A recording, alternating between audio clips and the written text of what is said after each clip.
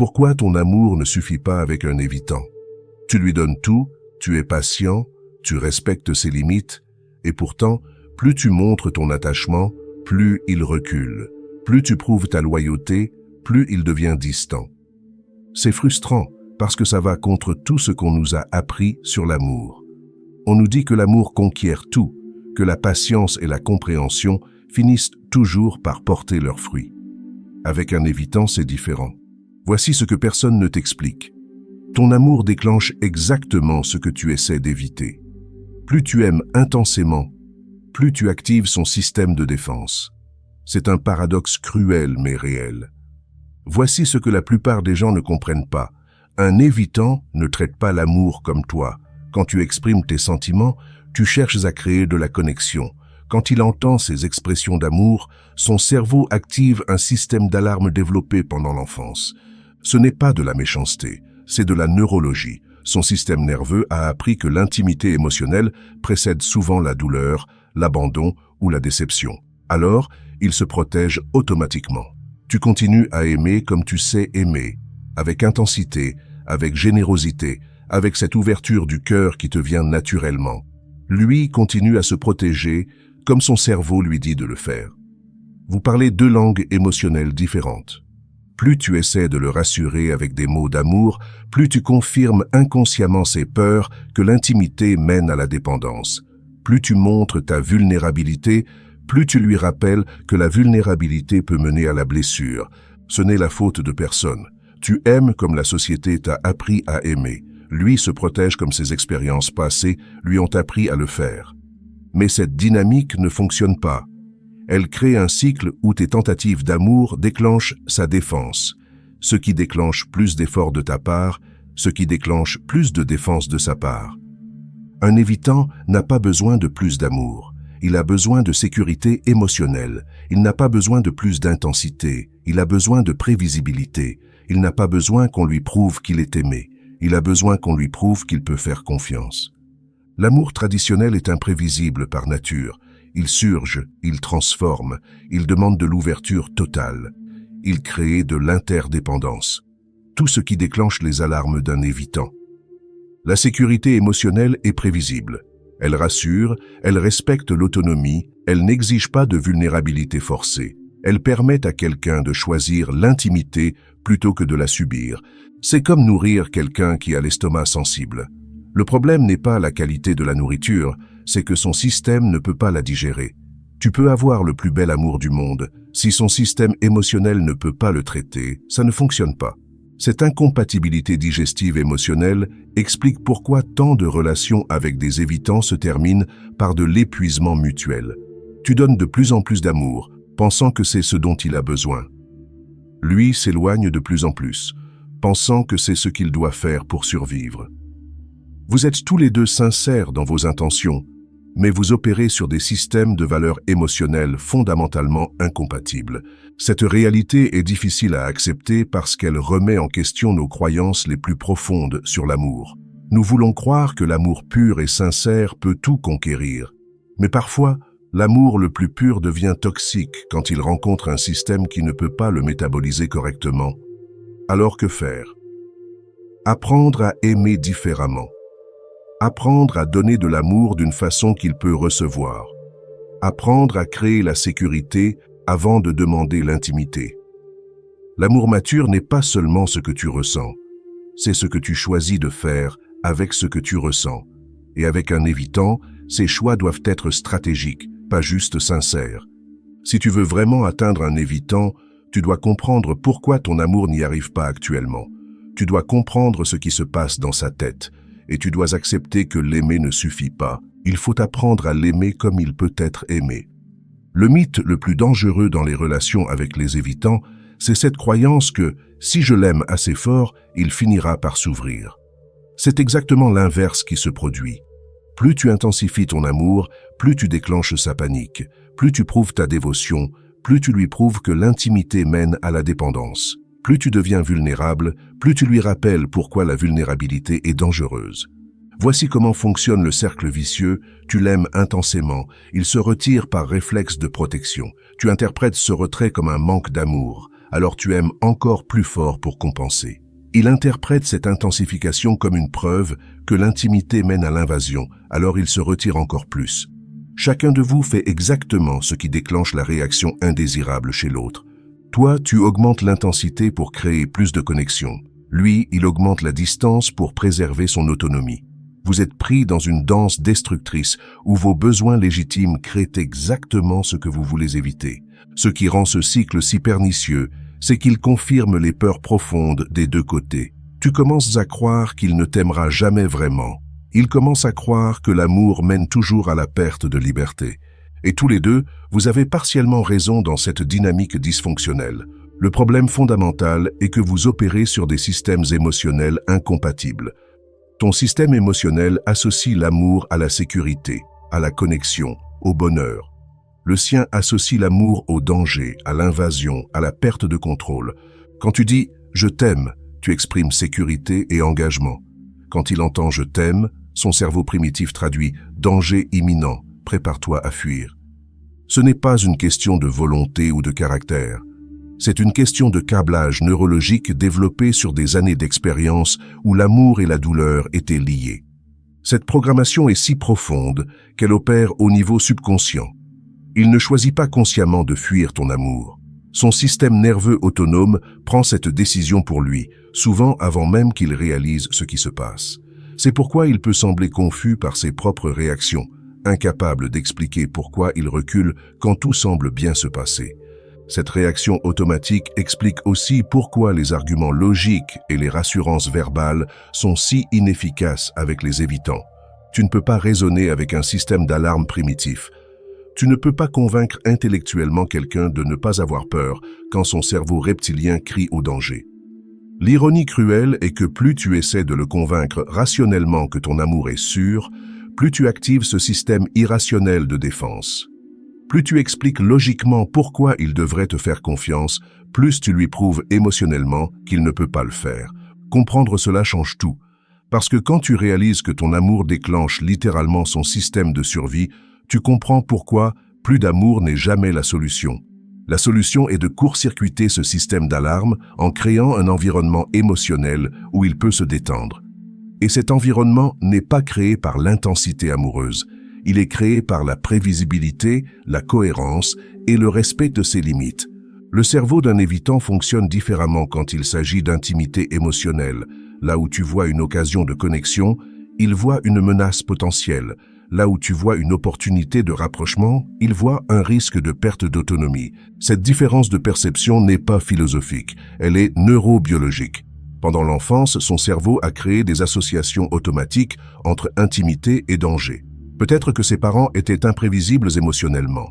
Peut-être qu'ils punissaient l'expression de besoin. Peut-être qu'ils étaient physiquement présents, mais émotionnellement absents. Peu importe le détail exact, le résultat est le même. Son système nerveux a appris que la proximité émotionnelle précède souvent la déception, l'abandon ou la douleur. Alors quand tu lui exprimes ton amour avec passion, quand tu partages tes sentiments profonds, quand tu crées des moments d'intimité intense, tu déclenches involontairement ce système d'alarme ancestrale. Son cerveau primitif ne distingue pas entre l'amour sain d'aujourd'hui et l'amour toxique du passé. Il ne fait pas de différence entre ta sincérité et les promesses brisées qu'il a vécues enfant. Pour lui, intensité émotionnelle égale danger potentiel. C'est pourquoi tes gestes d'amour les plus sincères peuvent déclencher ses réactions les plus froides.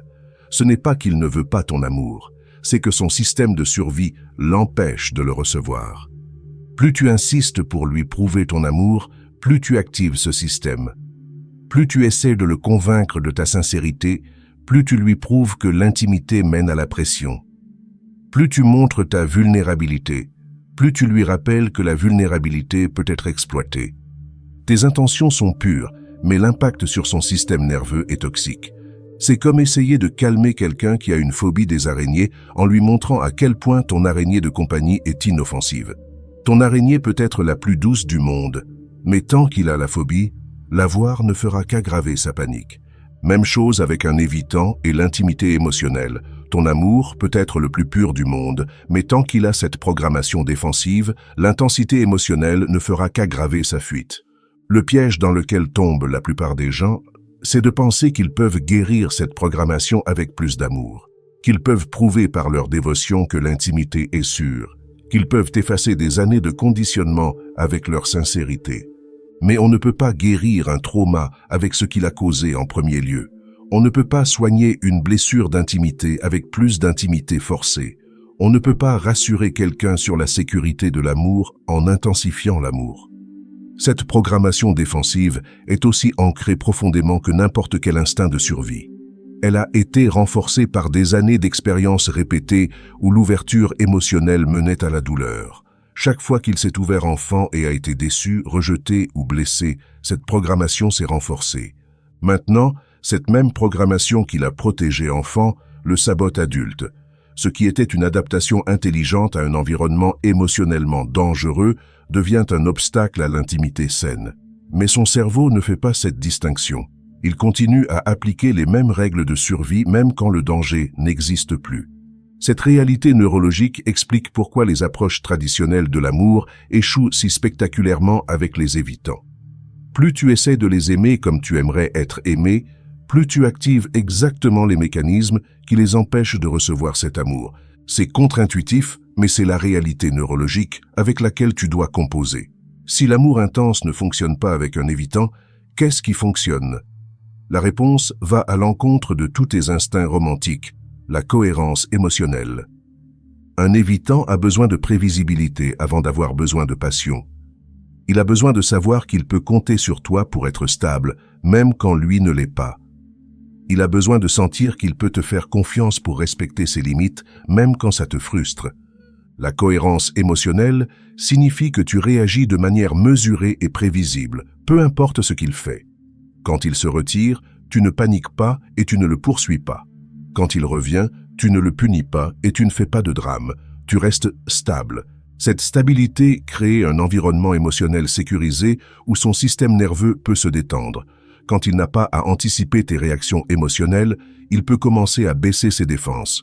L'espace respecté fonctionne mieux que la proximité forcée.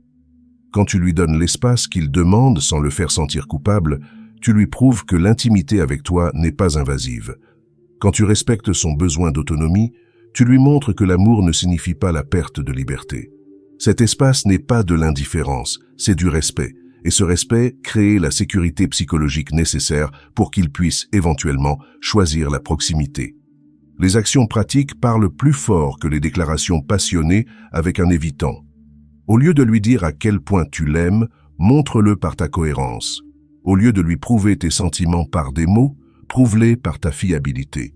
Quand tu dis que tu vas faire quelque chose, fais-le. Quand tu promets de respecter ses limites, respecte-les. Quand tu t'engages à ne pas le poursuivre quand il se retire, tiens parole. Cette fiabilité crée la confiance. Et la confiance est le fondement sur lequel un évitant peut construire l'intimité. La patience stratégique est différente de la patience passive. La patience passive, c'est attendre en espérant que quelque chose change. La patience stratégique, c'est donner le temps nécessaire tout en maintenant tes propres standards et limites. Tu peux être patient avec son rythme tout en étant clair sur tes besoins. Tu peux respecter son processus tout en communiquant tes attentes. Tu peux lui donner du temps tout en gardant ta propre vie équilibrée. Cette approche crée un environnement où il peut évoluer à son rythme sans se sentir pressé, mais où tu n'es pas indéfiniment en attente. L'approche slow burn fonctionne mieux que l'intensité immédiate. Au lieu d'essayer de créer des moments de grande intimité, concentre-toi sur la construction de petits moments de connexion consistants. Une conversation calme et prévisible vaut mieux qu'une discussion passionnée, mais imprévisible. Un geste quotidien et fiable vaut mieux qu'un grand geste romantique sporadique. Cette approche permet à son système nerveux de s'habituer graduellement à l'intimité sans déclencher ses alarmes de défense. Valider son besoin d'indépendance au lieu de le combattre crée un paradoxe puissant. Quand tu montres que tu respectes et même apprécies son autonomie, tu lui enlèves le besoin de la défendre contre toi. Au lieu de voir son indépendance comme une menace à votre relation, voilà comme une force qu'il apporte à la relation. Au lieu de essayer de la diminuer, montre-lui comment elle peut coexister avec l'intimité. Cette validation enlève la résistance et crée l'espace pour une connexion volontaire plutôt que forcée. Il est crucial de comprendre que cette approche demande une maturité émotionnelle exceptionnelle de ta part.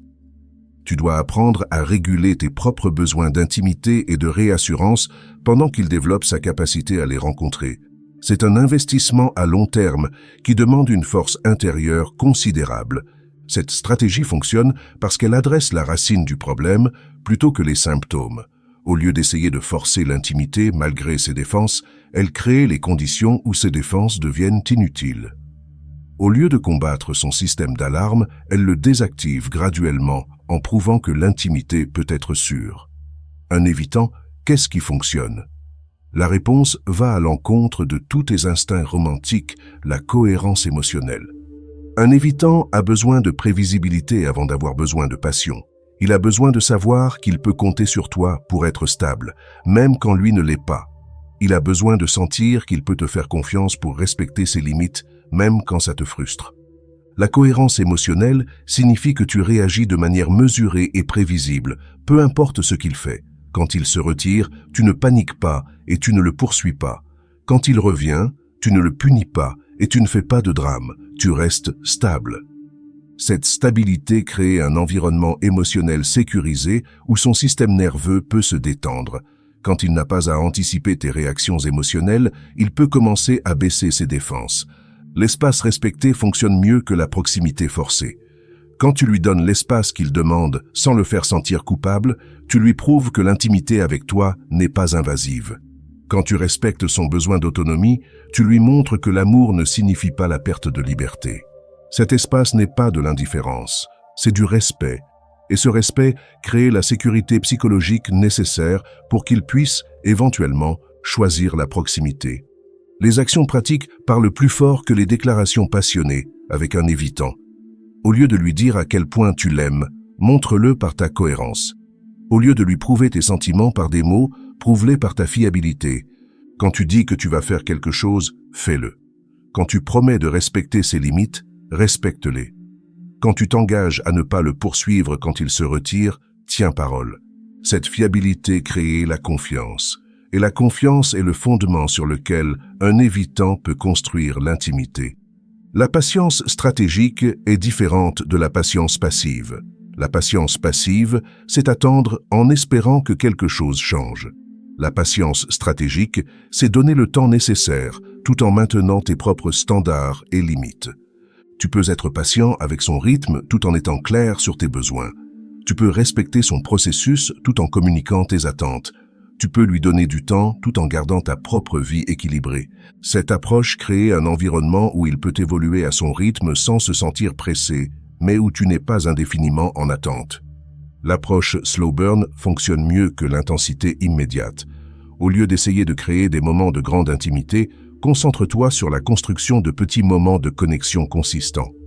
Une conversation calme et prévisible vaut mieux qu'une discussion passionnée mais imprévisible. Un geste quotidien et fiable vaut mieux qu'un grand geste romantique sporadique. Cette approche permet à son système nerveux de s'habituer graduellement à l'intimité sans déclencher ses alarmes de défense. Valider son besoin d'indépendance au lieu de le combattre crée un paradoxe puissant. Quand tu montres que tu respectes et même apprécies son autonomie, tu lui enlèves le besoin de la défendre contre toi. Au lieu de voir son indépendance comme une menace à votre relation, vois-la comme une force qu'il apporte à la relation. Au lieu de essayer de la diminuer, montre-lui comment elle peut coexister avec l'intimité. Cette validation enlève la résistance et crée l'espace pour une connexion volontaire plutôt que forcée. L'erreur la plus courante et la plus destructrice est de croire que plus d'amour va résoudre la résistance d'un évitant. Si je lui montre à quel point je l'aime, il comprendra qu'il peut me faire confiance. Cette logique est humaine, compréhensible et complètement contre-productive. Chaque fois que tu intensifies ton amour en réponse à son retrait, tu lui confirmes ses pires peurs sur l'intimité. Tu lui prouves que l'amour mène à la possessivité, que la connexion mène à la pression, que la vulnérabilité mène à l'invasion. Le poursuivre quand il se retire est l'erreur qui transforme son mécanisme de défense temporaire en mur permanent. Quand il prend de l'espace et que tu le suis, tu lui enseignes que ses limites ne sont pas respectées. Tu lui prouves que l'espace n'existe pas dans cette relation. Cette poursuite déclenche son instinct de fuite encore plus fort. Il ne se retire plus juste pour se protéger, il se retire pour survivre à ce qu'il perçoit comme une invasion. Essayer de guérir ses blessures avec ton amour est noble en théorie, toxique en pratique. Tu n'es pas son thérapeute, tu n'es pas responsable de réparer son passé. Et ton amour, aussi pur soit-il, ne peut pas effacer des années de conditionnement défensif. Quand tu essaies de jouer le rôle du guérisseur, tu crées une dynamique déséquilibrée où il devient ton projet de réhabilitation plutôt que ton partenaire égal. Sacrifier tes propres besoins pour prouver ton dévouement ne crée pas l'intimité. Ça crée du ressentiment et de la codépendance. Quand tu mets constamment ses besoins avant les tiens, tu lui enseignes que tes besoins n'ont pas d'importance. Paradoxalement, cette abnégation ne le rassure pas sur ton amour. Elle lui montre que tu n'as pas de limites solides, ce qui déclenche encore plus son besoin de créer de la distance pour compenser ton manque de structure. Interpréter sa distance comme un manque d'amour est l'erreur qui perpétue le cycle destructeur. Sa distance n'est pas une mesure de ses sentiments pour toi. C'est une mesure de son niveau de confort avec l'intimité en général. Quand tu prends sa distance personnellement, tu réagis émotionnellement, ce qui crée exactement l'imprévisibilité émotionnelle qu'il essaie d'éviter. Une erreur subtile mais destructrice est de dramatiser ces retraits en créant des moments de vérité relationnelle. Quand tu transformes chaque retrait en crise existentielle de la relation, tu crées exactement le type de pression émotionnelle qui valide ses peurs sur l'intimité. Ces conversations dramatiques où tu demandes « Où va notre relation ?» ne font qu'aggraver son besoin de fuir. Essayer de le éduquer sur ses propres patterns émotionnels est une autre erreur courante. Lui expliquer qu'il est évitant, lui montrer des articles sur l'attachement ou analyser ses comportements ne l'aide pas. Ça lui donne l'impression d'être un spécimen psychologique plutôt qu'un partenaire aimé. Le comparer à tes ex ou à d'autres hommes qui étaient plus ouverts émotionnellement ne fait que renforcer son sentiment d'inadéquation et sa conviction qu'il ne pourra jamais te rendre heureuse. Cette comparaison déclenche encore plus sa tendance à se retirer préventivement. Doser ton affection ne signifie pas être faux ou manipulateur, ça signifie être stratégique sur quand et comment tu exprimes tes sentiments pour maximiser les chances qu'ils soient bien reçus. Au lieu d'exprimer ton amour quand tu le ressens le plus fort, exprime-le quand il est le plus ouvert à le recevoir. Au lieu de déclarer tes sentiments dans des moments de haute émotion, choisis des moments de calme et de stabilité. Cette approche n'est pas moins sincère, elle est plus intelligente émotionnellement.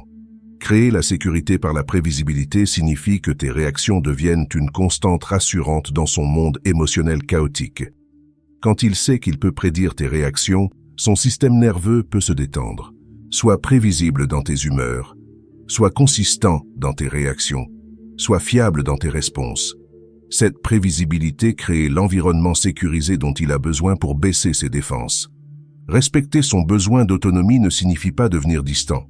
Ça signifie montrer que tu peux être proche sans être envahissant, connecté sans être collant, amoureux sans être possessif. Donne-lui l'espace qu'il demande sans le faire sentir coupable. Respecte ses limites sans faire de drame. Montre-lui que l'amour avec toi n'exige pas le sacrifice de son indépendance.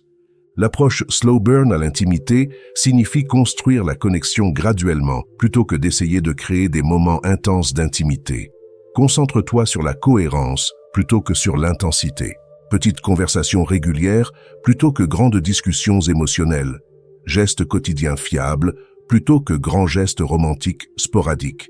Présence calme et constante plutôt que passion imprévisible. Cette approche permet à son système nerveux de s'habituer progressivement à ta présence sans déclencher ses mécanismes de défense. Construire la confiance par la fiabilité est plus puissant que tous les mots d'amour du monde. Quand tu fais constamment ce que tu dis que tu vas faire, quand tu respectes toujours tes promesses, quand tu maintiens tes limites avec constance, tu crées un environnement de confiance. Cette confiance devient le fondement sur lequel l'intimité peut se développer naturellement, à son rythme, selon ses termes. Un aspect crucial de cette stratégie est d'apprendre à communiquer tes besoins sans créer de pression émotionnelle. Au lieu de dire « j'ai besoin que tu me dises que tu m'aimes plus souvent », essaie « je me sens connecté quand tu partages tes pensées avec moi, même les petites choses ». Cette reformulation enlève la pression de performance émotionnelle. Développe une vie riche et satisfaisante indépendamment de la relation. Quand tu as tes propres passions, tes propres amis, tes propres objectifs, tu deviens moins dépendante de lui pour ton bonheur. Cette indépendance émotionnelle est ironiquement très attractive pour un évitant parce qu'elle lui montre qu'il peut t'aimer sans te sauver. Apprends à valoriser les petites progressions plutôt que d'attendre les grands moments d'intimité. Quand il partage un détail de sa journée, quand il reste présent pendant une conversation difficile, quand il ne se retire pas immédiatement après un moment de proximité, ces petites victoires sont énormes pour un évitant. Il faut reconnaître la différence entre les signes de progrès et la stagnation. Le progrès avec un évitant est lent et subtil. Ce n'est pas des déclarations d'amour ou des gestes romantiques, c'est plus de cohérence dans sa présence, moins de volatilité dans ses retraits, plus d'ouverture dans ses communications. Si après des mois d'approche respectueuse et patiente, il n'y a aucun signe de relaxation de ses défenses, aucune augmentation graduelle de sa disponibilité émotionnelle, aucune amélioration dans sa capacité à rester présent, alors tu dois évaluer si cette relation sert tes besoins. Tes limites non négociables ne disparaissent pas parce que tu aimes un évitant. Tu peux être patient avec son rythme, mais pas au prix de tes propres besoins fondamentaux. Tu peux respecter ses limites, mais il doit aussi respecter les tiennes. Si tes besoins d'intimité, de connexion et de présence émotionnelle ne sont jamais rencontrés, même graduellement, alors tu dois te protéger avant de te perdre complètement dans cette relation. Un signe crucial que tu dois partir. Si tu commences à perdre ta propre identité en essayant de devenir la partenaire parfaite pour un évitant. Si tu te retrouves à marcher constamment sur des œufs, à supprimant tes propres besoins émotionnels, à te convaincre que demander de l'intimité est trop exigeant, tu as dépassé la ligne entre la patience et l'abnégation de soi. Une autre limite rouge. S'il utilise délibérément ton attachement contre toi, s'il exploite ta compréhension de son style d'attachement pour éviter toute responsabilité dans la relation, s'il refuse catégoriquement de travailler sur lui-même tout en exigeant que tu t'adaptes constamment à ses limites, ce n'est plus de l'évitement, c'est de la manipulation. Parfois, la chose la plus aimante que tu puisses faire pour vous deux est de partir. En restant dans une relation qui ne peut pas te nourrir émotionnellement, tu ne fais que prolonger la souffrance mutuelle et retarder son développement personnel nécessaire. L'amour avec un évitant n'est pas de l'amour ordinaire, c'est de l'amour intelligent. C'est comprendre que l'intensité peut être toxique, que la passion peut être contre-productive, que parfois aimer quelqu'un signifie l'aimer différemment. Ce n'est pas moins sincère, c'est plus mature. C'est reconnaître que l'amour n'est pas juste ce que tu ressens, mais ce que tu choisis de faire avec ce que tu ressens. Avec un évitant, aimer intelligemment signifie créer la sécurité avant de demander l'intimité. Signifie respecter son rythme tout en maintenant tes propres standards. Signifie construire la confiance avant de construire la passion. Et parfois, aimer intelligemment signifie reconnaître quand ton amour ne peut pas être reçu, peu importe comment tu le donnes, et avoir le courage de te choisir. Cette transformation de ton approche à l'amour, de l'intensité émotionnelle à l'intelligence émotionnelle, ne t'aidera pas seulement avec les évitants. Elle t'aidera à construire des relations plus saines avec tout le monde. Parce que l'amour qui respecte les limites, qui honore l'autonomie, qui privilégie la sécurité émotionnelle, c'est l'amour mature dont nous avons tous besoin. Peu importe comment cette relation avec cet évitant se termine, tu en sortiras plus sage sur la nature de l'amour véritable. Tu auras appris que parfois la plus grande preuve d'amour n'est pas de donner plus, mais de donner différemment. Et cette leçon transformera toutes tes relations futures.